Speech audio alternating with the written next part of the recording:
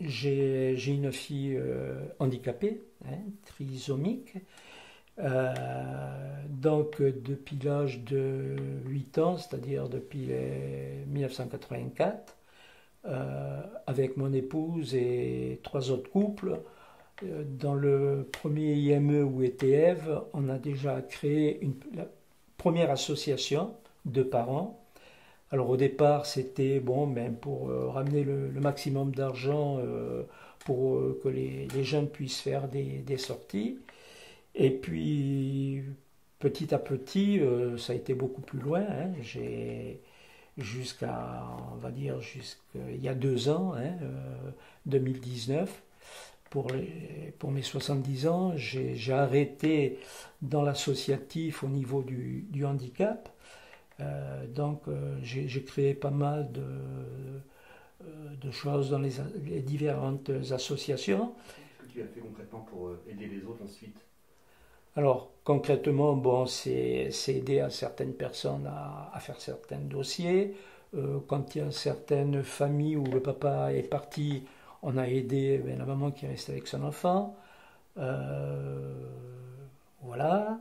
Ensuite, au niveau de... Ça, c'était la première association. Ensuite, quand Ève a été en âge de rentrer dans un ESAT et un foyer, c'était à Beaucaire. Donc, dès la première année, je me suis retrouvé trésorier de l'association et ensuite président adjoint en charge du foyer. Donc, ça a été la création, l'achat d'une vieille bâtisse en plein centre de Beaucaire, hein, près du port, rénovée pour en faire un foyer, aider les professionnels, aider les familles. Malheureusement, Ève n'a pas c'était un foyer éclaté, c'est-à-dire c'est un foyer où les éducateurs supervisent, mais les personnes handicapées, alors je parle toujours moi de personnes handicapées, le gros mot à la mode, c'est en situation de handicap, mais je suis parent avant tout. Donc elle était en studio, donc elle faisait son ménage, sa popote, mais bon, elle n'a pas pu rester. Donc c'est là qu'Ève est partie à Saint-Martin-de-Londres, hein, près de Ganges, dans le nouvel ESAT et foyer qui se montait. Et c'est ce qui nous a un peu poussé aussi à la retraite à revenir. Donc quand dans la première association, enfin la seconde association à Beaucaire, j'ai essayé de tout moderniser l'association qui était pas très vieille, il y avait 5 6 ans. Mais je suis arrivé aussi avec mes idées informatiques de tout, où ça a été très bien accepté, où ça aidait pas mal. Donc c'était à la recherche de matériel, de dons pour faire les activités. Comme j'étais dans le vin, j'avais beaucoup de connaissances, beaucoup de propriétaires de caves coopératives dans les Côtes-du-Rhône. Donc j'organisais des lotos. Enfin, on organisait plutôt l'association, mais c'est moi qui allais chercher les lots. Donc on faisait des lotos autour du vin. Et ensuite, avec mon épouse, c'était le vieillissement et les congés. Le vieillissement, à l'époque, il n'y avait pas de maison de retraite. Il y en a toujours très très peu pour les personnes handicapées. Donc notre souhait, c'était de monter une maison de retraite et les vacances adaptées. Alors les vacances adaptées, ça existe depuis pas mal de temps, mais c'était d'organiser au sein de l'association, amener les parents qui malheureusement, comme ils ont un enfant handicapé, veulent garder leur enfant à la maison, hein, et donc c'était de les amener à partir, alors on appelle ça des OVA, organismes de vacances adaptés, un petit peu étalés sur toute la France. Donc ça a été aussi une création, une section que j'ai montée pour aider les familles. Et ensuite, on a été sollicité par le Conseil national de loisirs et tourisme adapté, le CNLTA, qui qui encadre pas mal d'OVA en France et qui font des visites tout l'été, même pendant les vacances de Noël, faire des visites, je dis bien des visites, pas des contrôles, parce qu'il y a d'autres, des GSE qui le font déjà. Nous, c'était une visite, mais en tant que parents, voir comment ça se passait, si l'organisme faisait bien son boulot, mais surtout s'ils étaient proches des personnes handicapées, si les campings qui les recevaient ou les maisons d'hôtes aussi les recevaient bien. Donc on s'est inscrit comme visiteur avec mon épouse il y a une vingtaine d'années. Et puis, ben, comme d'habitude, je mets le doigt dans l'engrenage et au bout de 2 ans, j'étais administrateur de ce CNLTA et j'organisais dans le Languedoc-Roussillon le recrutement de nouveaux visiteurs. Et après, le plus beau projet, je veux dire, qu'on a eu avec mon épouse, c'était aussi pour l'association l'UNAPI 34 qui se trouve donc à Montpellier. C'était aussi bon, de monter une section vacances adaptées. Donc mon épouse avait pris en main tout ce qui était les aides, c'est-à-dire créer les dossiers pour les chèques ANCV. Donc ça allait jusqu'à 150-200 dossiers sur l'année. Et après, le plus gros projet, c'est d'avoir, et ça a été très difficile, d'amener tous les administrateurs à voter un budget pour acheter une maison à Saint-Bosile-de-Putois, c'est-à-dire entre Saint-Martin-d'Ande et Ganges, acheter une maison et de la créer une maison de vacances adaptées.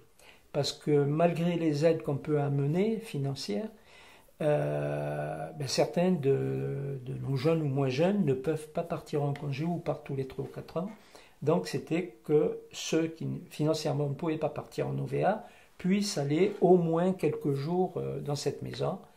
Et ça a été mon dernier projet et création qui a très bien marché. Est-ce que tu peux préciser ce que c'est que l'UNAPI ? Alors, l'UNAPI. L'UNAPI, alors, j'étais un peu contre sur le nom d'UNAPI parce que UNAPI, c'est le national. Union nationale des amis et parents d'enfants inadaptés. Et après, il y a des APEI.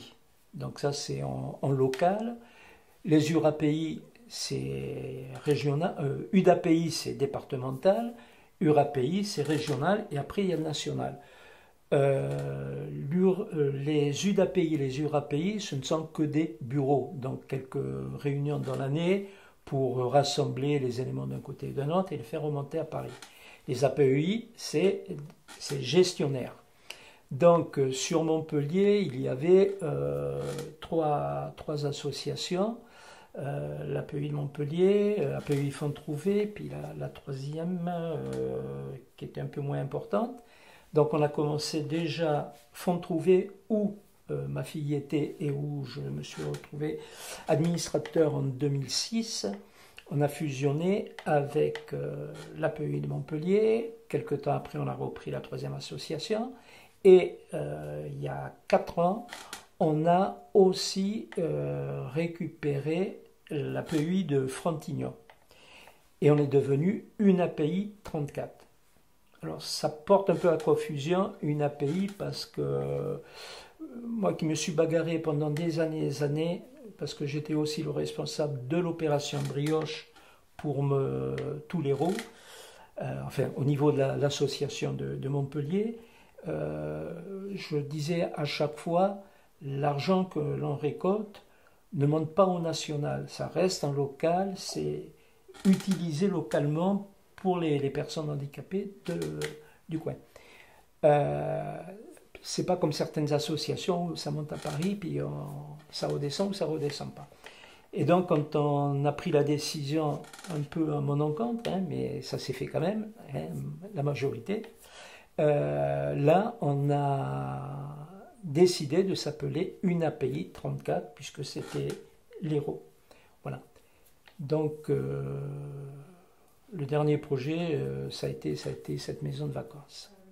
Du coup, qu'est-ce que tu penses maintenant de faire de... Alors, je ne sais pas si on dit inclusif ou pas. Oui, alors c'est le mot très à la mode. Alors ça, c'est quelque chose parce que, bon, en étant président adjoint de mon assos, ça m'arrivait assez souvent de monter au national, déjà pour les vacances adaptées, puisque je faisais de la formation aussi. Et ça a été le mot de notre ancienne présidente qui a lancé le mot d'inclusif et qui a été repris par le président actuel. Et où souvent j'avais quelques prises de gueule, comme on dit, avec eux, parce que l'inclusif pour l'inclusif, non.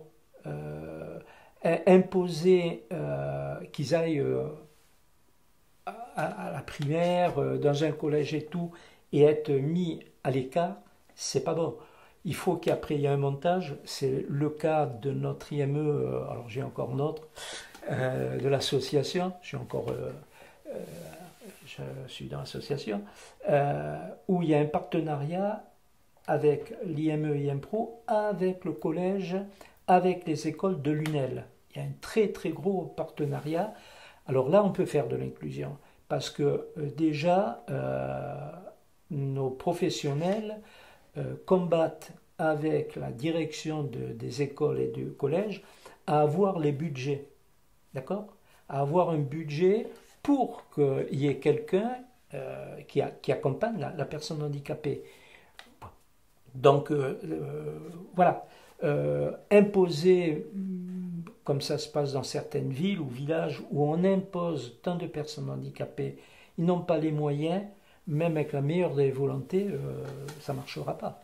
Ça ne marchera pas.